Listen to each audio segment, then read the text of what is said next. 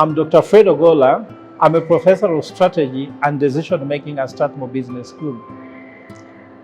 In this week, the most important discussion has been around what is the relevance of subsidy as an economic tool, which will be the focus of this our week's segment.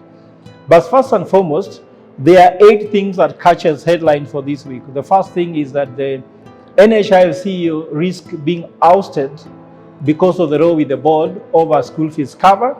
I said earlier, whenever there is any row between the CEO and the board, the loser is always the CEO. The second thing in the headline is that President Ruto faces return of costly foreign loans because of how the economy looks like. The third thing we saw is that Treasury saved 9.4 billion from scrapped fuel subsidy. Of course, you know what that is. Then the fourth one is Uhuru and Ruto spend over 579 million on travel in 3 months to the polls. The fifth thing is that Treasury spent 25 billion without MPs nod in Uhuru last days. Number 6 is Kenya to leverage tech to improve agricultural solution, if at all. The 7th in the news is US overtakes Uganda as a top buyer of the Kenyan products. And lastly in the news is that polls shock credit growth to private sector in August polls. This, ladies and gentlemen, informs what is the main topic of this week is relevance of subsidy as an economic tool. In general, we've seen people spending money and we're wondering, where should you spend your money? So if you are this government, how should you approach how to turn around the economy at this time when the economy is hit with a lot of upheavals given after the elections we've had? So let me just give you an anecdote here. Suppose a gentleman comes to you and tells you that I'm broke, I don't have a job, I don't have a degree, and I don't have a wife. How do you prioritize to help this man? Can you tell him to get married first? Or do you tell him to go and look for a job first? Or do you tell him to go and look for education first? This is the dilemma that anybody who is making economic policy needs to do.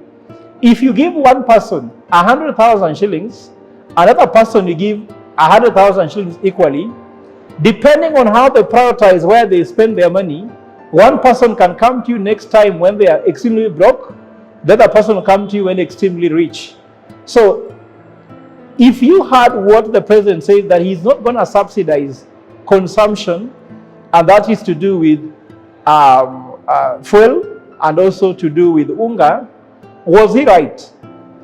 In short, subsidy as economic tool is not bad because economists invented it because it has a purpose, but it's for short term, not for long term.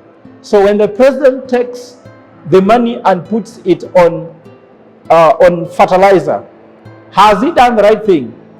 I agree with him, subsidy is not sustainable, but I don't agree with him on putting that money on fertilizer because the person who is dying of hunger is dying today. The person who is sleeping outside their house, they're sleeping outside today. The person dying in hospital is dying in hospital today. The person who cannot afford everyday goods of life cannot afford. So in 3 months, when the fertilizer can bring for us produce, they would have died anyway. So if we take 5,000 Kenyans dying per day for 3 months, that is an incredible loss to the economy that we cannot afford. But another thing I disagree with him is that for investing this money on subsidizing fertilizer is a medium-term solution, which if you put in agriculture, which is a gamble because you don't guarantee people rainfall, you don't guarantee people land where they're going to do it. Some people don't have land, they're squatters. So this is a very important question Kenya needs to focus on. So I agree subsidies should be there, but what are you subsidizing?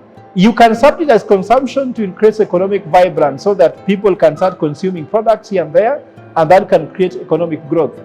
So the first thing is subsidize to stop people from dying of hunger, disease, and of course, ignorance, access education. The second thing the president could have done is let him focus on creating better jobs. I have done analysis and found that 87% of Kenyans are in jobs they must do, not because they like to do. They must do them because they need to earn money and for their daily bread. So if we create better jobs where people do jobs they want, if you move this number to 50%, we shall be beginning to build a resilient economy.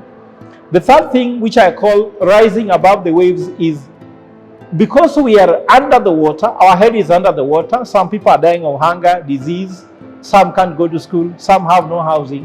Why don't we be able to find a way on which we can have a policy to normalize the economy first before we start talking about what is sustainable or what is not sustainable?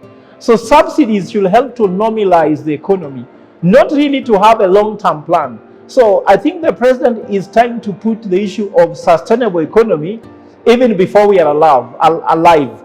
Because before you sustain something, you must keep it alive.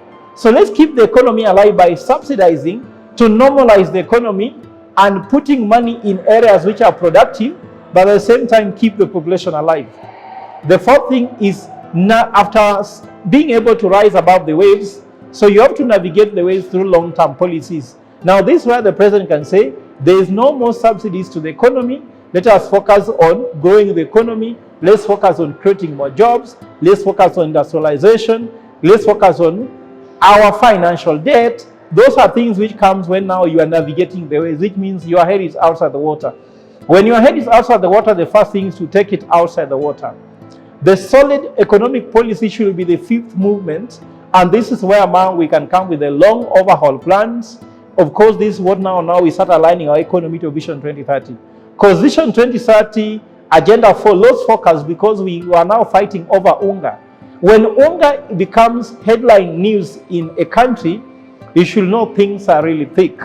But people are suffering because there's no money in their pocket.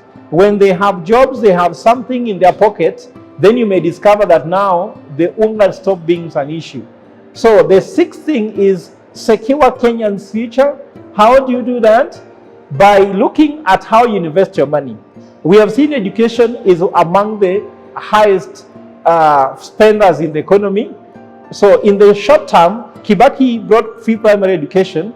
It created a vibrance in the economy because everybody in this economy is touched by education sector.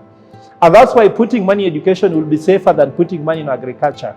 I am not criticizing the president, but I'm saying that you must prioritize where consumptions can actually be able to improve, if you talk, the economic outcomes of the country, but also building human capital.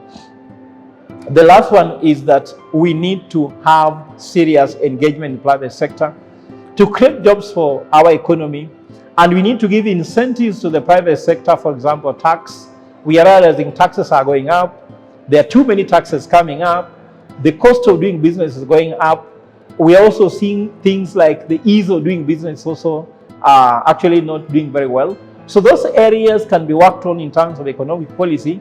So in that regard, I summarize by saying subsidies are good to get our head out of the water. Once our heads are out of the water, we can breathe, then you can navigate how to go forward. So the president should ask himself, where should I start? Where should my first bullet hit? If your first bullet hits the irrelevant target, then that money is wasted and we can be worse off. But if your first bullet hits the right target, then you can put Kenya back to recovery, and therefore you can navigate and secure Kenya's future. Thank you.